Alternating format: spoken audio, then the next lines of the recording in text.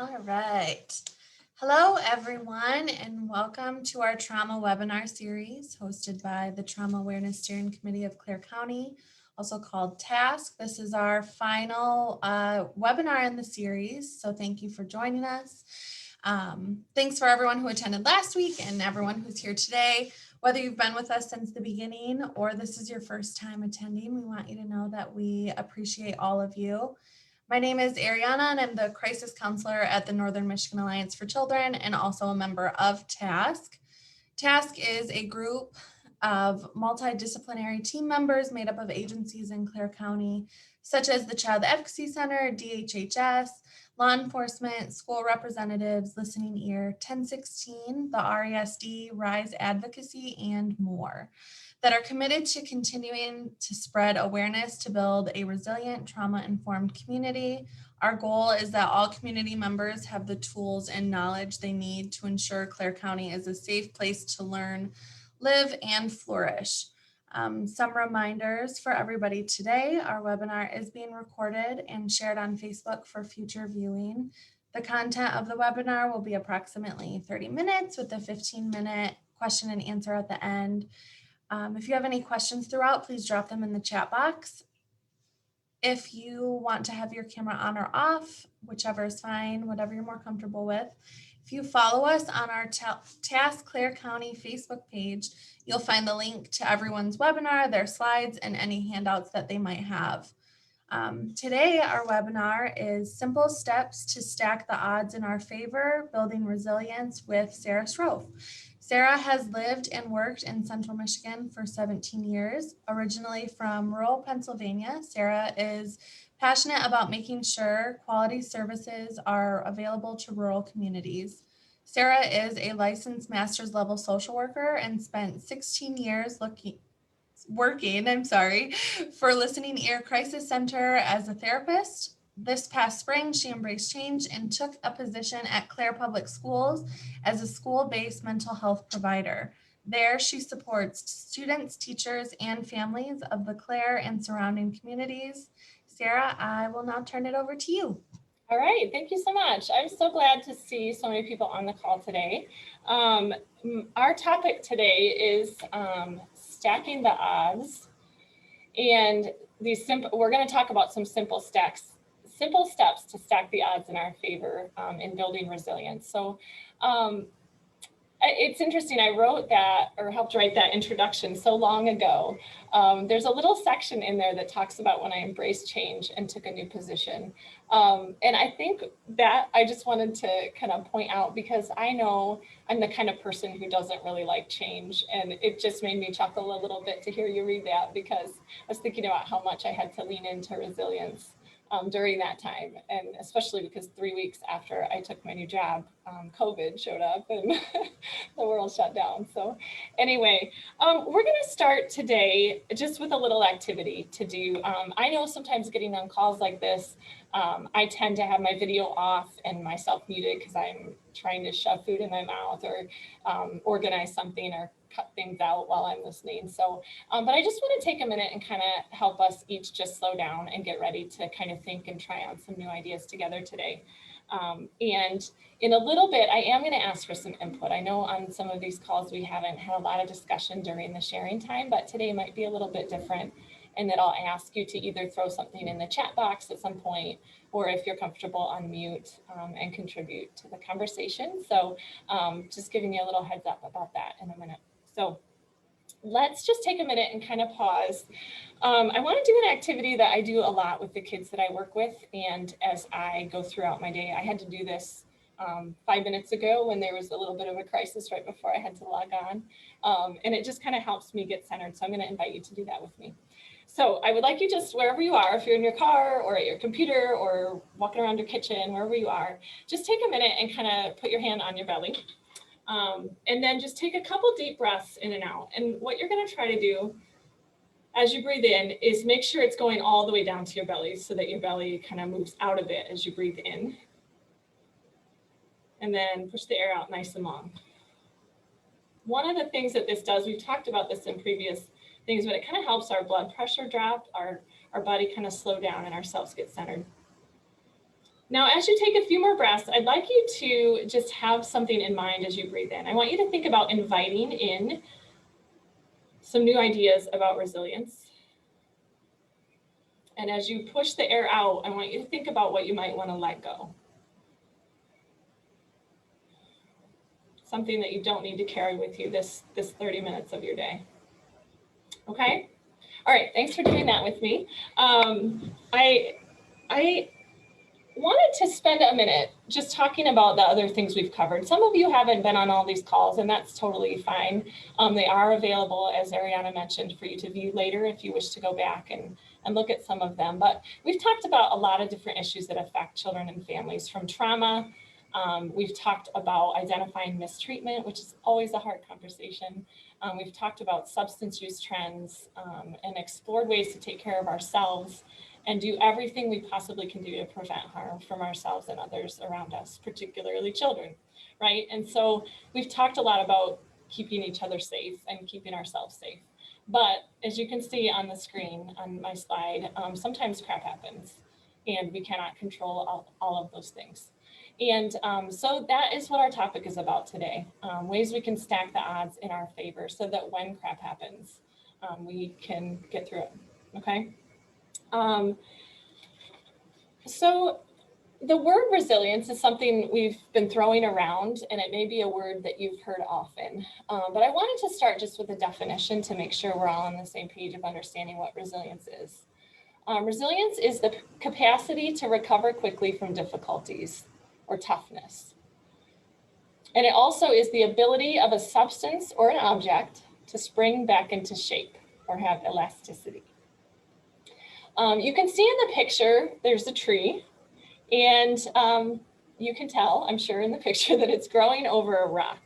This is a picture that I took on a hike that I went on with my family, and I have it hanging right behind my computer screen by my door so that every time a kid comes in and out my door for sessions, they can see that picture.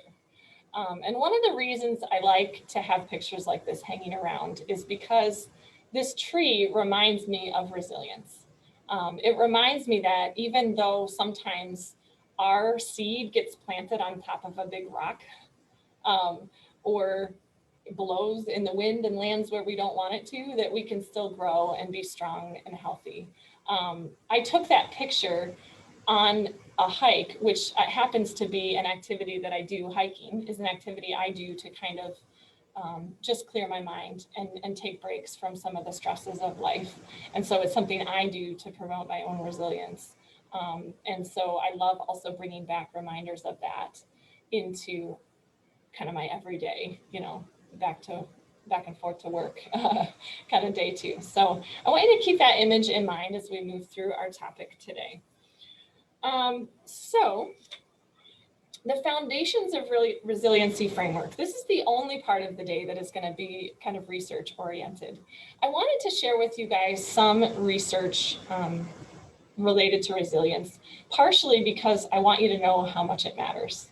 And I know a lot of folks are on this call who, from all different walks of life, all different, from grandparents to parents to community helpers to staff and supervisors. But we all need resilience, and we all sometimes need kind of a reminder that it does matter. So this is taken from an article by Bonnie Bernard. I did put the link up on the slide if you do wish to read the full article or learn more about this. But resiliency research followed children born into seriously high-risk conditions. So this would be things like families where parents were mentally ill, if there was alcohol, some kind of abuse, criminal action, or in communities that were poverty-stricken or war-torn. Even things like, things that just normal communities deal with, problems in families, moves, broken relationships, all of those things are high-risk conditions, right?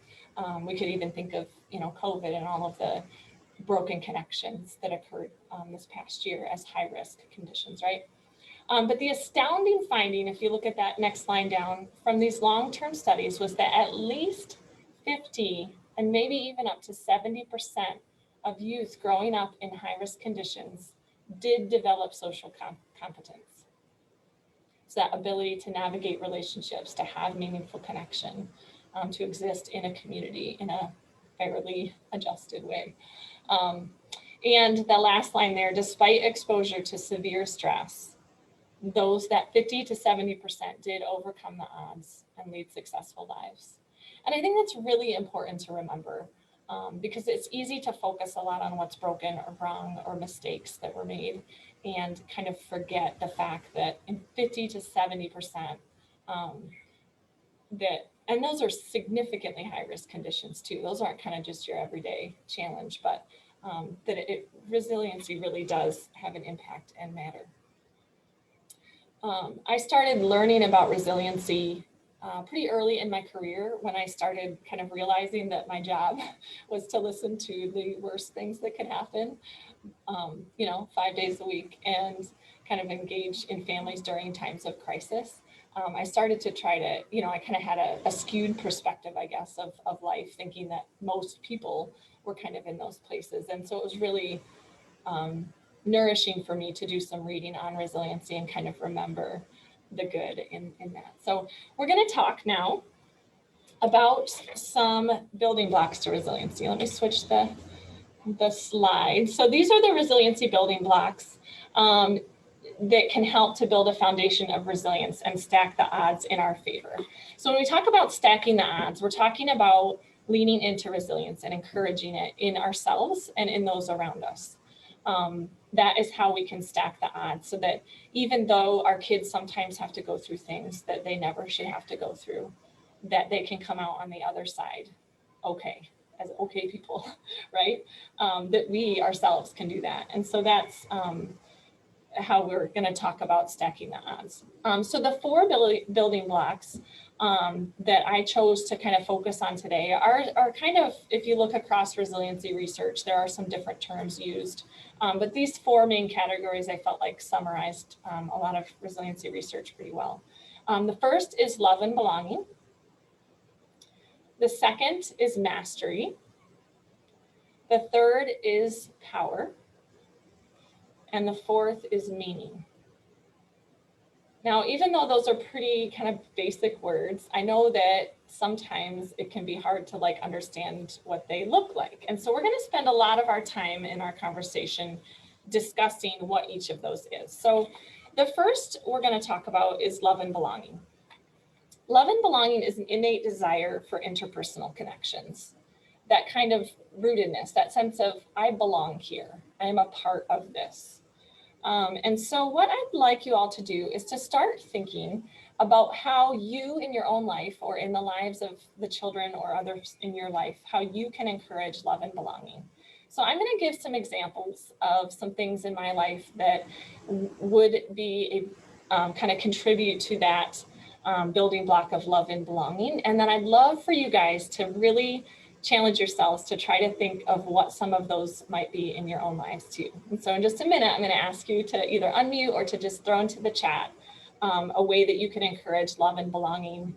And let's just focus on this framework of in the children that we spend time with in our lives. So we'll kind of focus on them. It would apply to anyone else as well. But okay, so one thing that I do to encourage love and belonging in life is to print pictures once in a while, like actual printed photographs.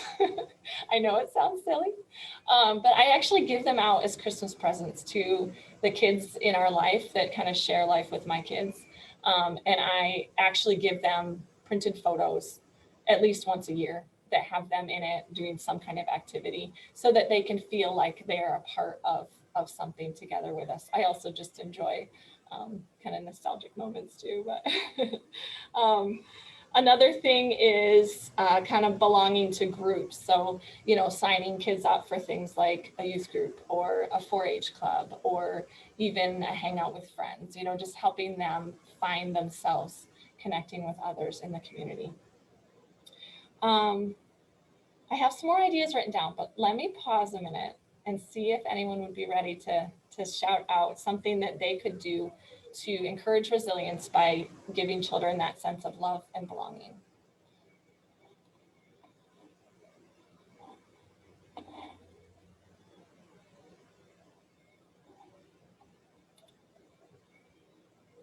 I'm totally fine with silence, so I can wait a second, just so you all know. But throw something in the chat or unmute and mention something that you can do to encourage that desire for interpersonal connections. In the mornings when I'm walking in with my students, I like to address everybody by name and give them a solid like eye contact, hello, especially with masks on and not being able to see faces, that eye contact and name directions. That's a really great idea. Thank you for taking a risk to speak up. Okay, we have in the chat, tell them often the awesome things they do, giving high fives or high elves.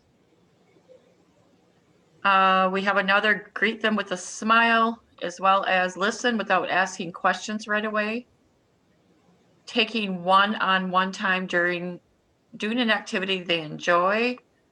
Take time to really listen to what's important for them and their plans for the future if they have them. That's a good one. And we have a ditto of all the above.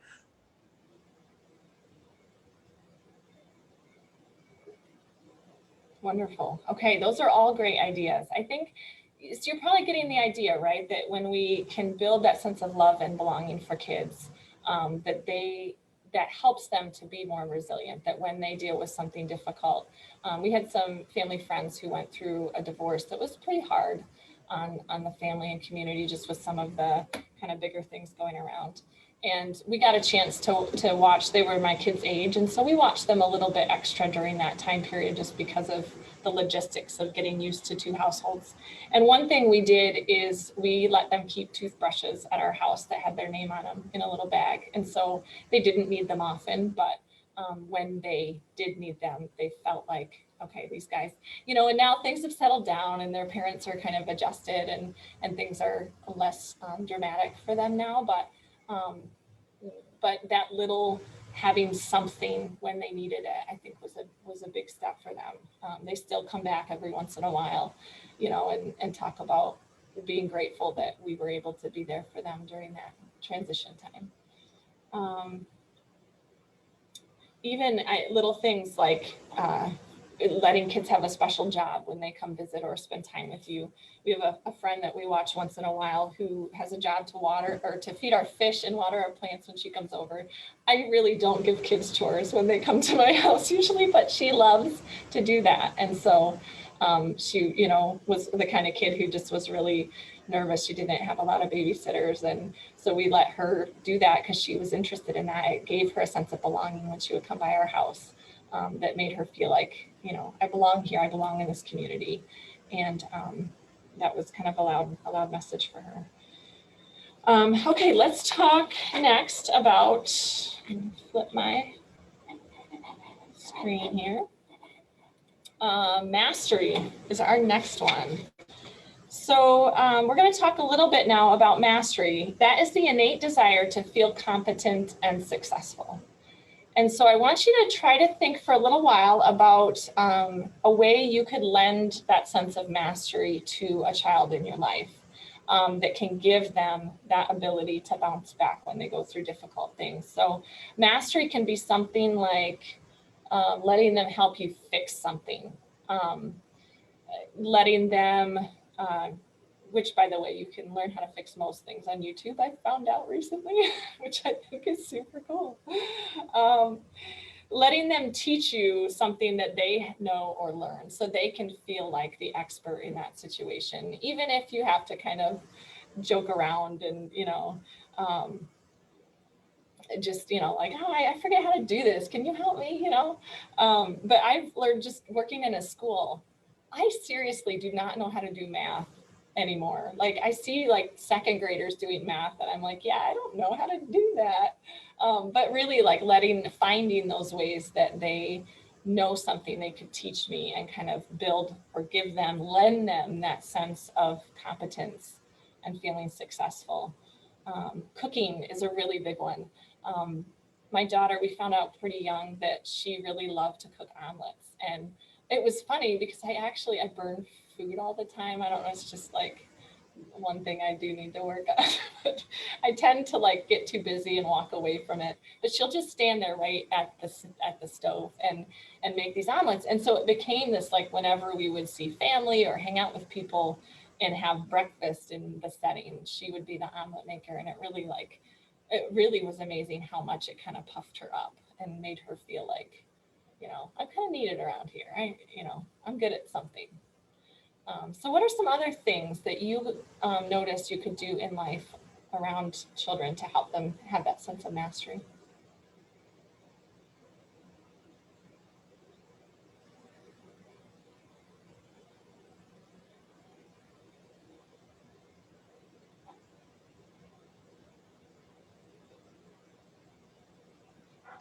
We had somebody in chat ask their opinion.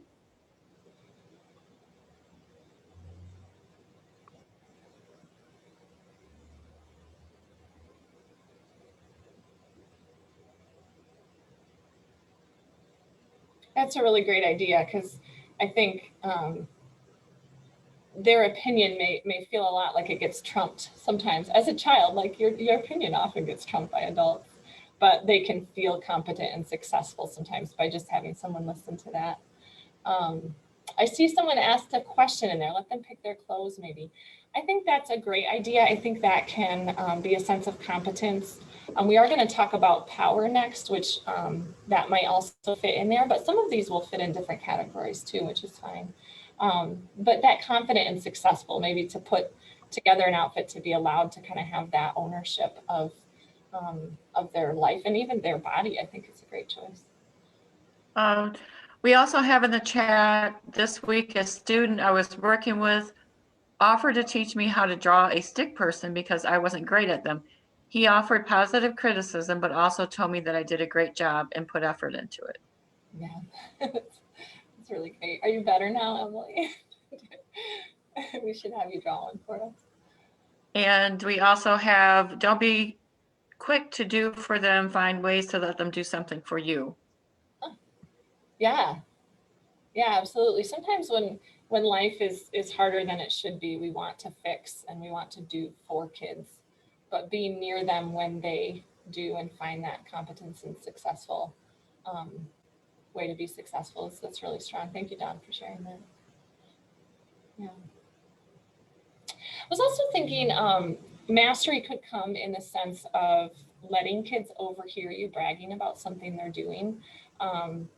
Sometimes at work, I see a lot of kids that really just struggle all day long with things, especially kids that have, a lot of challenges in their lives. And anytime I hear their teacher mention something good that they do, I make sure they hear it somehow, whether they overhear us talking or, hey, I heard your teacher bragging about you the other day, but kind of pointing those things out. I will sometimes say things to my husband about my children and when they can hear me on purpose. I also try not to do that when it's challenging, but we'll talk about them like, hey, they were so thoughtful. And when they did this thing earlier, like, I just can't even believe it. And we'll just kind of have a little back and forth just to kind of encourage that sense of mastery for them. Yeah, and sometimes you have to look for it. Sometimes with mastery, it can seem like there's so much you want them to learn or you need them to, especially if life is hard for you as well. Like it can be really hard to see mastery because you want them to be more independent or you want them to be able to do something you really feel like they can do if they just tried, or that they used to be able to do and suddenly don't seem able to. And so sometimes I think you really have to dig down and like search for things that they can master, like really, really stretch. Because sometimes if you can lend them that confidence that they are successful, that they are competent at that, it can give them some energy to actually step back into that in other areas. Okay, so our next one is power, which is that innate desire to feel control of self. This one is really interesting. I hear from a lot of people that they almost fight against this one, not realizing it, but they'll say like, well, this kid is just trying to be manipulative, or this kid is just trying to get their own way, which certainly kids do, right? And probably all of us at some point would like that as well. But there are ways to give control within areas that you're comfortable with. And what that can do is kind of, I call it a back door, but it can kind of get in the back door of power struggles, right? So if there's a child who, you know, as they're kind of going through something might, you know, quit listening, quit doing something that they're, I don't know, like getting ready for the day, they might just resist some daily routine kind of stuff. That can be really frustrating because obviously you can get in a huge power struggle. You cannot physically make children do things, right, usually. And so it's kind of a way to get around a power struggle by giving them power in ways that you're comfortable with, okay? So we all have that innate desire to feel in control of ourselves. And so if you can find ways to let them do that you're comfortable with, it really can lend them a lot of resilience and capacity to keep moving forward. So, you know, sometimes for me, even thinking of it as, instead of like seeing them as manipulative, thinking like, well, I want to get in the back door. I want to help them get around this power struggle that we're engaging in, so that we can both be successful too. So power is interesting. I think it's really, really important because it gives kids that sense of control and stability. And so, you know, you might think of it yourself. Just think of a situation where you felt really powerless recently. You know, how defeating and discouraging that can be, like when you just can't change the situation. If there is an area in life that we can have power or control over, it can give us that sense of control. So I always use the example of when I feel overwhelmed or like there's a lot going on that I can't seem to get ahead of or in control of, I clean a closet. And I think what that does for me is gives me that sense of control and stability, that something is organized. It's the way I want it. It also looks nice. No one else will see it. Like no one really cares, but I care because I feel like that thing is organized, and it kind of gives me a new energy to kind of lean into some of the other parts of life then too. I didn't recognize this until like a couple years ago, but I'm like, oh, that's resilience, I think. I hope, you know, just hanging in for that. Okay, so in avoiding power struggles, how can you lend kids power within your comfort? So it could be things like you, was it Don that mentioned letting them pick out their own clothes? Or no, that was someone else earlier, sorry. But letting them pick out their own clothes. So, you know, wearing clothes appropriate for the weather might be your strict rule, but letting them pick a flower print and a plaid shirt to go with their flower pants, like you might think they look ridiculous, but maybe that's a way they could have some power in the situation that would get around the struggle and help them kind of have that sense of control. Something else could be what vegetable you eat for dinner, right? So your hard line might be that you need to eat a variety of food groups, but you can let them pick what vegetable gets you know, purchased or put on the plate, something like that. What are some other ways we can lend kids an ability to have some power? So I was just thinking about an article that I read recently, and it talked about the power of like language and how to promote power like within your child feeling confident. And the main point was like the power of yet, like you can't do that yet, or you know, something like that. But also just helping them understand that they're like failures or learning opportunities, and they're not like a failure, like, you know, you're not getting it this time, but you will, or now like you know what to do for next time, or asking them questions like what are you going to do next time, or like leaving it kind of up to them to like provide like their answers, like what they want to do. So Yeah, that's a great idea.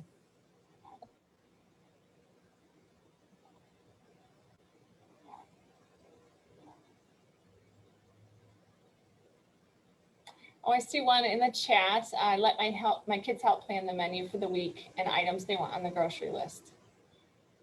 Yeah. It's a really great one too, because food can be really comforting. And like sometimes, you know, you can have a crappy day, but when you like have a dinner you enjoy at the end of it, sometimes you kind of go to bed feeling a little better than you would have otherwise. Any other ways we can let kids have a sense of power within something we're comfortable with?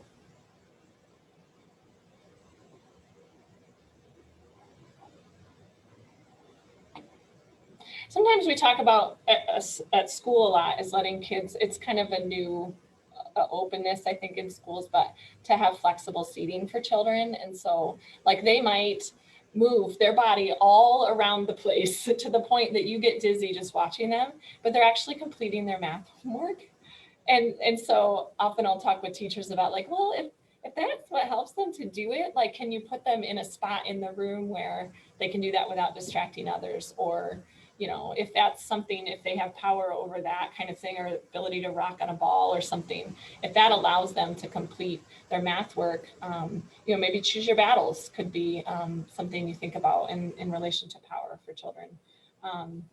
You know, sometimes how they set up their room, or you know, you might offer a few options if you have students learning at home, like where they want to do their work. You know, I'm really not comfortable with when I'm, you know, the one at home with the kids, like letting them have computers in their bedrooms, but they can pick from, you know, all the other rooms, that sort of thing. And so giving them choice in that is really important. Okay, let's move on to meaning. Meaning is that innate desire to make sense of situations. And that need to make judgments or decisions in the situation. Meaning, I think, is one of the harder ones to narrow down or kind of think of practical suggestions. Some of these I had like 10 on my list when I wrote my notes. But this one I have a few because I think it's a little bit harder and a little bit more personal. But when they talk about meaning in resilience, it's the idea that good can come from so many different situations. If I look back on my life and I erased all of the difficult things that happened in my life, all of the painful conversations or embarrassing situations, or you know, things that I just kind of in some ways wish wouldn't have happened, I also would be erasing a lot of learning and a lot of connection and a lot of finding out that people cared about me, or a lot of finding out that I was stronger than I thought. And so kind of helping kids to find that meaning is something really significant.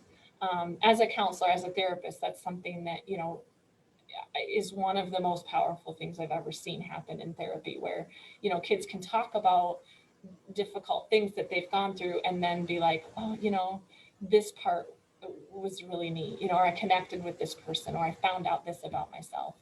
And it's really, really powerful. But everyday things can also bring meaning, right? So, you know, COVID has been really hard on families. It's really easy in our house to reiterate a lot of the hurt, the missing people, the, you know, who we haven't gotten to see or what we haven't gotten to do. Just the other day, the kids were like, oh, a year ago today, we were about to win our division basketball tournament and it got canceled last minute. Like we were sure we were going to win, kind of thing. And so they kind of were like, oh, you know, like that was so bad. But then we've, you know, if you're focusing on meaning, you're going to see things like we have absolutely loved our family time. We actually, because we had so much time to think, decided to move to a place where we had a little bit of land. And so the kids are excited about the possibilities of getting a goat or chickens. And, you know, that never would have happened if we didn't have the time to stop and think during COVID and kind of get bored together. And so that would be a meaning making situation. Sometimes there can be, you know, meanings in particular events, you know, like that kid made fun of me on the playground today, but something meaningful I noticed in that is that the words that I use really matter. And I'm going to stand up for my classmates, and I'm going to, you know, make sure that the words I use don't do that to other people. Any other ideas? What can we do to encourage meaning making in situations to help kids find resilience? One thing I do with my children are, and I don't know if this fits under the meaning section, but we do our peaks and valleys at dinner every night. So we talk about the highlight of our day and then the low part of our day.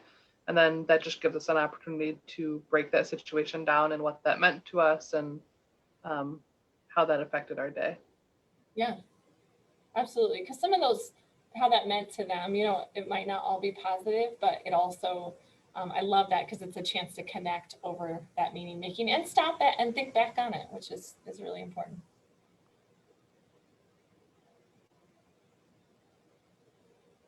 We have in the chat gratitude journals and asking open-ended questions. Yeah, that's a really good one. Okay. We also have, when appropriate, talk about something positive that happened out of something bad that happened in your own life. Yeah, absolutely. And that kind of lends to, thank you guys for speaking up and sharing. But that's not only talking about the thing in the kid's life, but kind of like, yeah, you know, I remember that happening to me, you know, kind of relating to them. I think kids, they are always, in my experience, like surprised when it's like, I don't know, my girls did not want to talk about some of their fears and thoughts about like boys and dating because they were like, oh, we don't date till we're older, so like I can't talk about it. And my husband and I started like talking about little things that happened in our own life and our own worries and our own, and they were like, oh, you know, and they really, you could tell they were like, okay, there's nothing wrong with me, I'm just trying to figure it out. So I love that kind of leaning back to the ways good things can come from bad, even in our own lives. Anything else? I just wanted to bring up an activity that I completed in my undergrad with my professor. She taught a class on resilience, so but she had us polish a TASC stone, and the idea behind it is we are all storytellers, and we all have a story to tell. Just as the TASC stone, the designs on it that it has represent its story. And so while it had all like the dirt on it and kind of was like weared down, once you polished it, the story was still there, but it was just with care and with time, it grew into something like beautiful. So like she wanted us to like keep that rock to look at it and remember that like, you know, you just need to polish yourself off sometimes, and you feel like your story is important. So yeah, that just kind of reminded me of that. Yeah, that's really neat. Thanks for sharing. All right, well, let's move on. I know we're supposed to have this be about 30 minutes. We're a little bit over that time. And I do want to save some time for Q&A. So I want to just kind of summarize those 4 things, the building blocks of resiliency, just with a reminder that we as friends and parents and staff and grandparents and however we exist in this world, you know, aunts or uncles or children, you know, that we cannot control situations. We can do everything we can to provide opportunity for health and wellness and safety. And I think it's really important when you think about that breathing exercise that we did in the beginning to kind of breathe in things we want to invite into our life. And as we exhale, we do a thing that we have to do all the time to stay alive. We can exhale and let go of the things that we can't control, that we can't fix every problem with every kid that we interact with. And we can't solve all of those things. But we can do everything we can to stack the odds in their favor. And even if that is, you know, if we see a kid 5 minutes a month, that we are just a positive person who remembered something that they talked about, who gave them a sense of belonging, or who lent them a moment to be powerful in their own life that felt so out of control, that we are stacking the odds in their favor, that they can be successful, that they can be socially connected children as they grow up and be in a good place. So I want you to kind of keep that in mind as we kind of move on. I did know that because we only had 30 minutes, I know this is in some ways introductory. I tried to make it very practical too, but I want to help you with some resources too. So in the handouts that you either got or will get, there are some links as well. And so I picked a couple that seemed really practical for families and communities. One is through the Family Resiliency Center. There's a link there. If you just click on the green link, you will go to their website. And they have a lot of briefs or suggestions about how to build resilience. So some of their briefs are things like how to make cooking meals together a really, really encouraging event, right? how to do that, how to even plan meals to do it. They're really practical briefs. And they talk about things like that you can kind of build into whatever situation you find yourself in to encourage that resilience with kids. And then the other one is specific to COVID-19, but it's helping families and staff. So it's not just with children, but with, kind of the people around you, how to kind of encourage resilience. So I'd encourage you, if you're curious about this or you want to learn more, you could read anything from the author that I quoted earlier and, follow links such as this. So, and let's take a minute. We're going to do a review of our webinar series, but I want to start with Q&A just about resilience and stacking the odds first. I know I have some help to kind of navigate or read the questions if they come in, but what are some questions y'all would like to ask about resilience? Anything goes.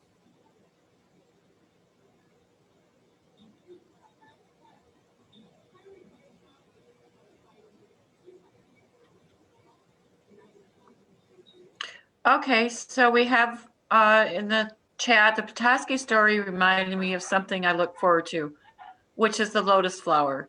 There's a saying that goes, may you exist like a lotus at ease in the mud, which reminds me that everything happens for a reason and something good will come from that. Even if at that moment we can only see the icky mud, we will become a beautiful flowers people because of that icky bad moment.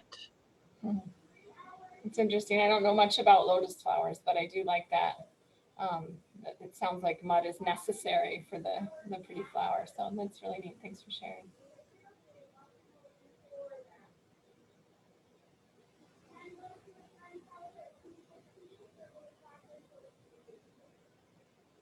Okay, well, if you think of questions, throw them in the chat at any point. I know we'll have some other time. I can come back to them later.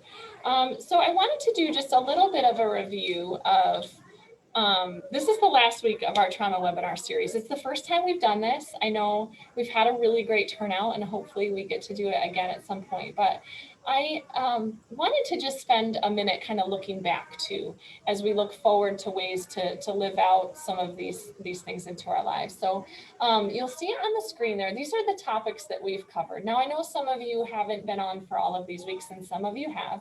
That's completely fine. I missed a few myself, but did jump on to a lot of them.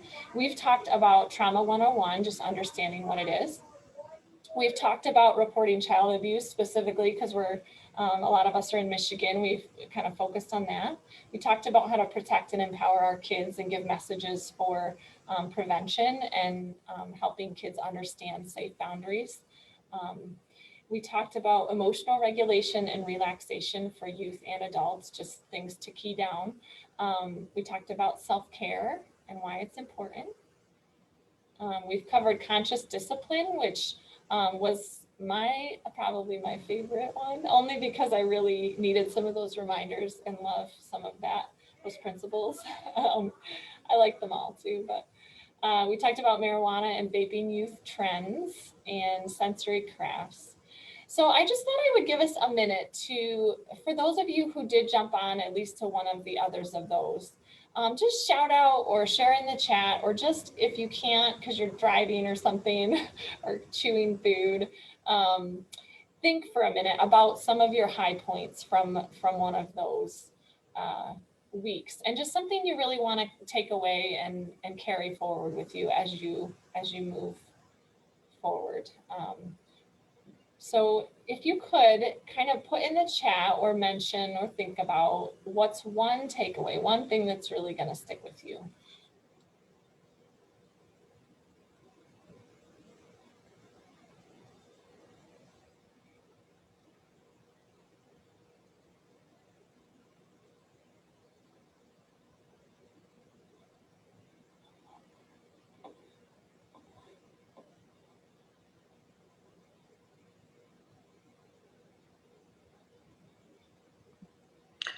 Okay, so we have in the chat, I don't have children yet, but the sensory crafts presentation taught me a lot of techniques and ideas I would like to use in the future.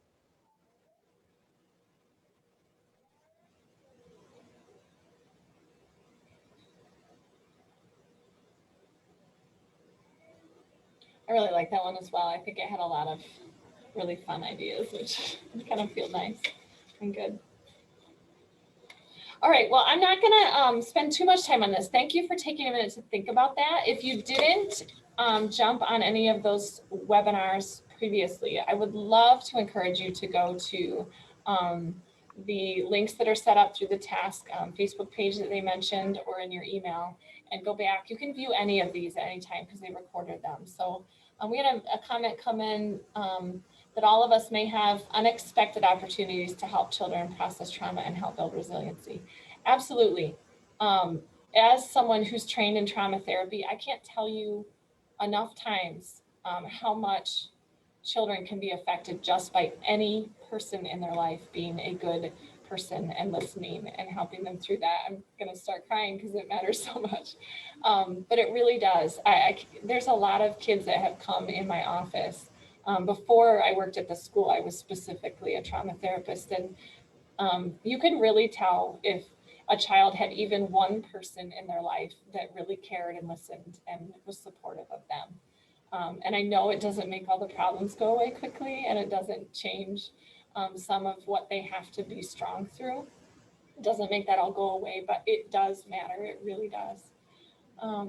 Another comment came in how important connection and communication are in our relationship with kids and also adults. Yeah, absolutely. Yeah, I think that's so significant. I love kind of that takeaway because it's easy, right?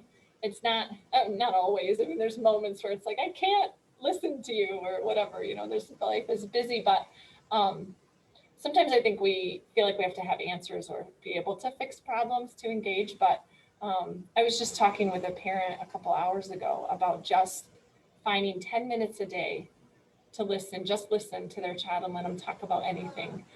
Because that is incredibly powerful in moving forward and maintaining connection through whatever is happening in life.